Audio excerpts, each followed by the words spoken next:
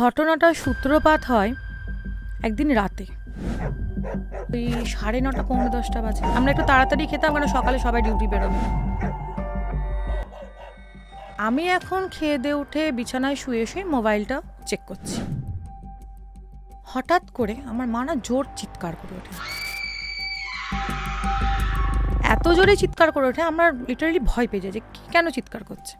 কি হলো কি হলো কি হলো, সবাই বাবা বলছে কি হলো, আমার ভাইয়ের বউ ছুটে এসছে, কি হলো, বলছে দেখ আমার না গায়েকে জল ছুললো। আমরা পুরো স্পষ্ট দেখছি যে আমার মায়ের নাইটিটার নিচের পোর্শনটা পুরো ভিজে গেছে। আমাদের রান্নাঘরটা একটু ছোট ছিল বলে আমার ভাইয়ের রুমটাতে আমাদের ফ্রিজটা রাখা থাকতো। আমার ভাইয়ের ছেলেটার তখন অতটা কথা বলতে শেখেনি, অনেক ছোট বলতো। ও ওদের রুমটায় মানে ওই ভাইয়ের রুমটায় যাচ্ছে আর ফ্রিজের দিকে তাকিয়ে তাকিয়ে কন্টিনিউয়াসলি উ উ উ এরকম করছে। কোনো দেখবে ফ্রিজের সামনেটা একটু ওই মিরর টাইপের, কাঁচ টাইপের চকচক চকচক করে, রিফ্লেকশনটা বোঝা যায় যে কোনো ফ্রিজে।